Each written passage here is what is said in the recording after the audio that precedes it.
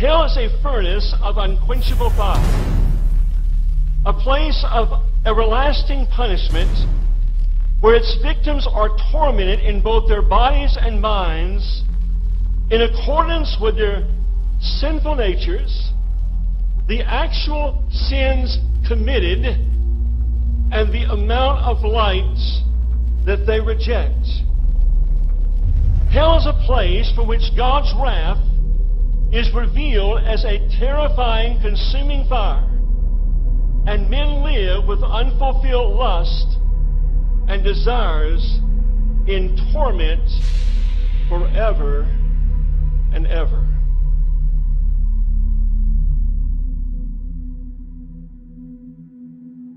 Perhaps you're sitting there under the gracious influence of God. God is putting conviction in your heart. This is the goodness of God seeking to lead you to repentance. And here is what God says you must do to flee from the wrath to come. Number one, be afraid, first of all, because the wrath of God abides on you. Listen to the text, John 3 and verse 36. He that believeth on the Son hath everlasting life, and he that believeth not the Son shall not see life, but the wrath. The word there means the violent passion of God abideth on him. You know, every lost sinner that lives outside of divine protection, as only given through Christ today, has abiding, resting upon them, the wrath of God. But it's only a small part, a small measure, compared to what it's going to culminate in when they stand before God and they are cast into everlasting fire. At this very moment, in this very place, some are on the threshold of eternity. How do you know that, Brother Curran? Because you're looking at what formerly was a Baptist preacher that had no reality in my life. God had mercy on me to save me. I preached the Bible. I was lost. There was no reality. You try to make things work. You try to have devotions. You try to encounter the presence of the living God. You try to have a sense of God in secret prayer. You just go through those disciplines, and yet there's no reality.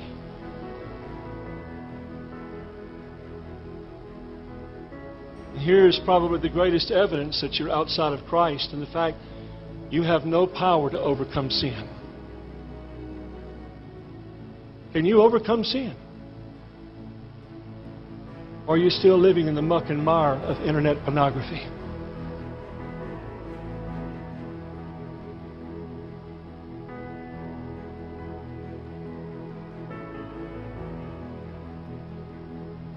Secondly, I would encourage you to seek the Lord while He may be found and call upon Him while He is near.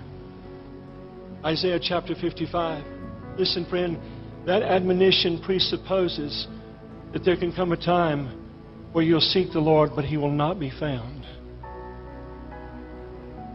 If God's dealing with you, if there's conviction, if there's brokenness, if there's an understanding of your sin, fly to Christ. Look to Christ. Eric Alexander said the real horror of being outside of Christ is that there is no shelter from the wrath of God. No shelter. Thirdly, abandon all hope of saving yourself. Abandon all hope of saving yourself.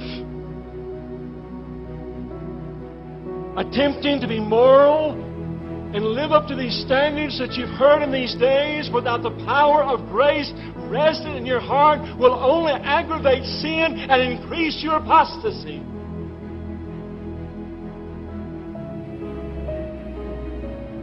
The animal rights people were real concerned when so many of our national birds were washing up on the shore of our great lakes in our country.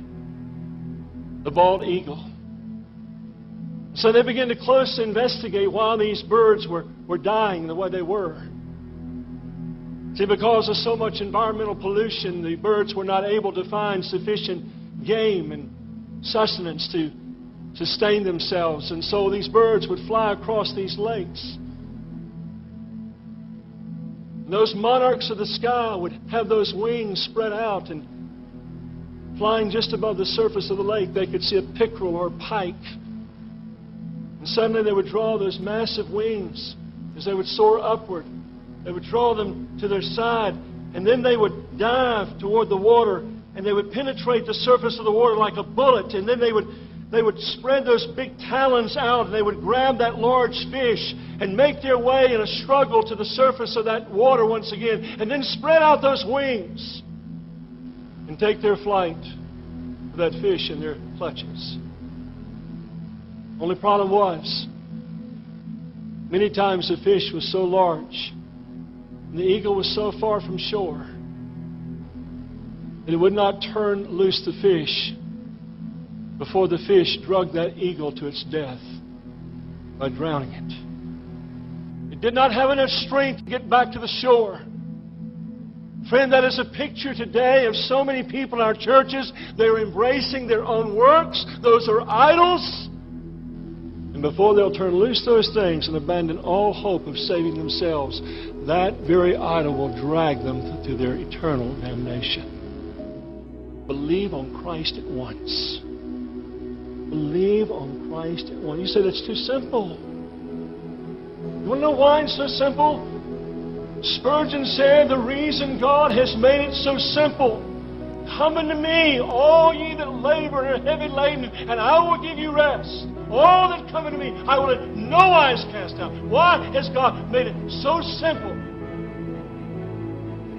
To annihilate the pride of man.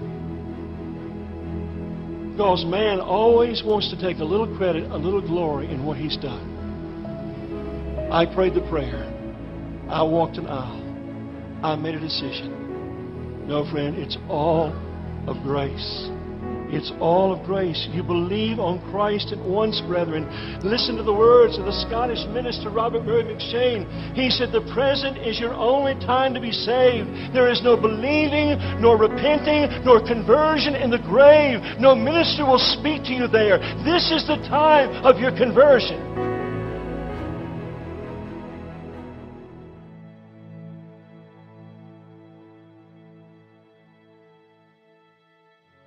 So once again, perhaps the words of Leonard Ravenhill are fitting.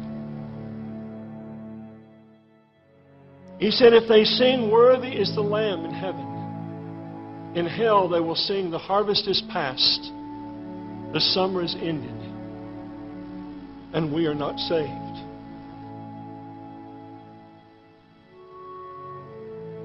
Isn't it a good thing that God remembers mercy and wrath? Isn't it good news that in spite of all this exposition on wrath and judgment, God remembers mercy?